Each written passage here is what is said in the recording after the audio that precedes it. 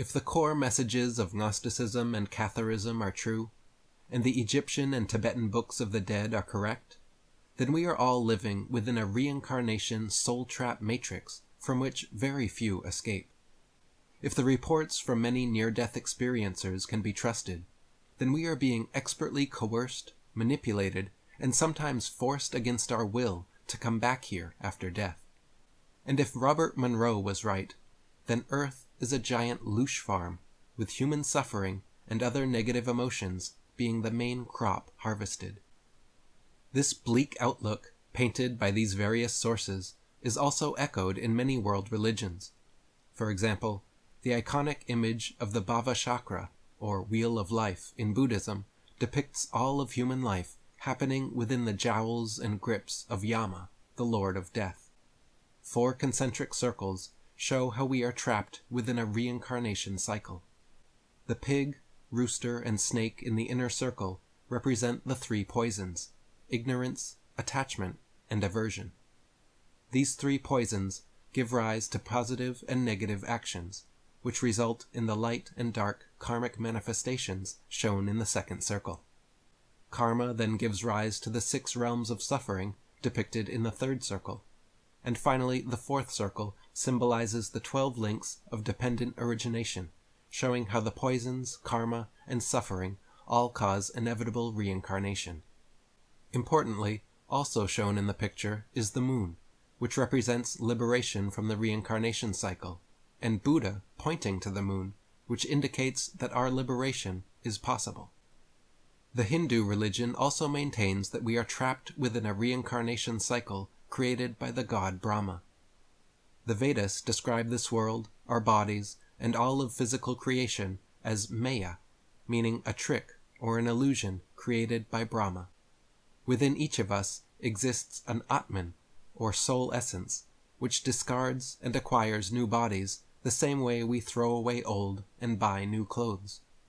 In this view, the physical world perceived by the senses is actually the greatest obstacle separating us from true reality, and the goal of human life is to achieve moksha, or kavalya, meaning emancipation or liberation from the cycle of birth and death. Even the 3 Abrahamic religions of Judaism, Christianity, and Islam are sending a similar, albeit more cryptic version of this message. They don't feature reincarnation or claim physical reality to be illusory, but do view Earth as a fallen realm, and not the kind of paradise one would truly wish to inhabit. Humans are viewed as inherently sinful beings, and Earth serves as a kind of mediocre purgatory for our souls, not nearly as good as heaven, and not nearly as bad as hell. Depending on our beliefs and or works during this life, we are judged, and if positively so, our souls ascend to a heavenly afterlife, never to return here again. One commonality found in all of these religions is the notion that we are imperfect souls trapped in an imperfect realm, but with the ability to escape and transcend to something somewhere better. Earth is never presented as our true home or the best place to be, but rather as a temporary prison or school where we must first purge our sins or karma.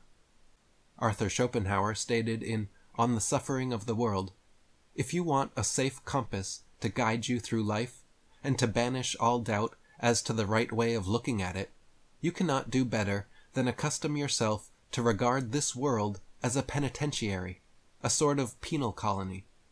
I refer not to my own philosophy alone, but to the wisdom of all ages, as expressed in Brahmanism and Buddhism, and in the sayings of Greek philosophers like Empedocles and Pythagoras, as also by Cicero in his remark that the wise men of old used to teach that we came into this world to pay the penalty of crime committed in another state of existence, a doctrine which formed part of the initiation into the mysteries, and Vanini, whom his contemporaries burned, finding that an easier task than to confute him, puts the same thing in a very forcible way. Man, he says, is so full of every kind of misery that, were it not repugnant to the Christian religion, I should venture to affirm that if evil spirits exist at all, they have posed in human form and are now atoning for their crimes. And true Christianity, using the word in its right sense, also regards our existence as the consequence of sin and error. So if this world truly is a penitentiary, a sort of penal colony, then how do we break out of this prison? If there is a better place to be, or a better state of existence to experience, how do we achieve it? If we wish to be free from suffering, free from all falsehoods and illusions, free from sin, karma, and repeated reincarnations, how can we truly be liberated? The majority of modern Christians would be satisfied to say it is as simple as believing wholeheartedly in the divinity of Jesus Christ. But as previously established, beliefs may be used as a weapon of manipulation against us in the afterlife realm, and this gamble, known as Pascal's wager, has potential downsides unforeseen by Pascal or most Christians.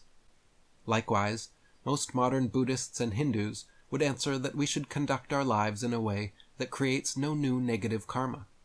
But as previously established, this is deemed nearly impossible, and even the most diligent disciples are doomed to suffer thousands of deaths and reincarnations. Interestingly, if instead we look to the words of the Buddha himself in the Buddha Vachana, he states, "You may declare for yourself that I am done with hell, with the animal realm, and with the sphere of afflicted spirits, finished with the plane of misery, the bad destination, the lower world. I am a stream enterer, no longer subject to rebirth in the lower world, fixed in destiny, heading for enlightenment." In other words, he is saying what is really necessary for us to transcend this soul trap is true intention and conviction.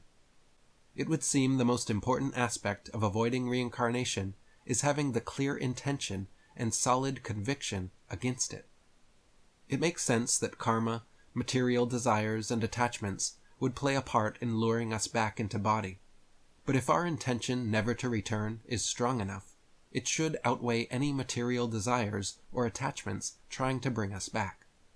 In addition to this, something else that would seem incredibly important is having full faith and complete confidence in our own innate authority. Almost every near-death experience involves some kind of angel, demon, god, alien, spirit guide, deceased relative, or other light being appearing and introducing itself as an afterlife authority figure. Why should we believe or trust in the imposed authority taken and information given by these beings? If and when I find myself in a mysterious new afterlife realm, I would much rather travel to and fro, learning things on my own, than be led around and lectured by an appointed tour guide. I would rather trust my own instincts and intuition, remaining skeptical and suspicious of new people and places. Blindly believing strangers isn't advised in this life, and isn't something that sounds advantageous in the afterlife. Many near-death experiences also feature a life review and judgment scene presided over by these beings, as explained in the Egyptian and Tibetan books of the dead. Most people report just passively watching the entire life review and accepting whatever judgments were made about them. But why should we accept the judgments of anyone outside ourselves? Why should we even agree to watching a life review with these judgmental beings? Why not instead opt for polite non-compliance? If a being wants to be your afterlife tour guide, just respectfully decline the offer. If the being starts giving you unsolicited information about the afterlife realm, just nod, smile, and remain skeptical. If they want to watch your life review with you, again, politely decline and see what happens.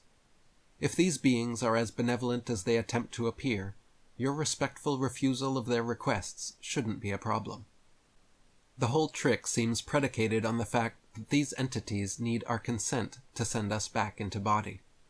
They can shapeshift and appear as our most influential authority figures, lie about anything they need to persuade and manipulate us, watch playbacks of our entire lives, choosing key moments to guilt and shame us for, then encourage us to reincarnate to right the wrongs we supposedly committed in this life. But if they could simply force us to reincarnate, why would they bother with all the pretense?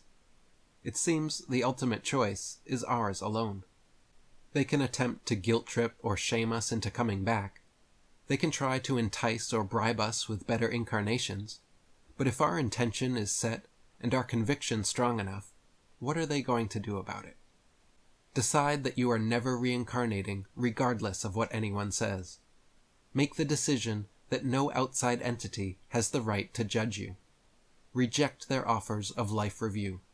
Refuse their demands and directives. Remain skeptical of their claims. Maintain your sovereignty and deny their imposed authority. Set your intent on ultimate truth and let everything false fall away. Howdy Mikowski wrote, "One of the things many NDEs present is that the beings we encounter claim to have some sort of an authority over us, and that one should be in both fear and awe of them. This is likely the main reason one is programmed since birth to respect authority and to never question it. You don't discuss or deal with these entities. You must be rooted in your divine spark. You go past them by dissolving them, and as such, seeing that everything they are and present are manipulated lies, that they have no authority over anything that comes from outside the matrix. Those who allow such judgment to take place are abdicating their own authority.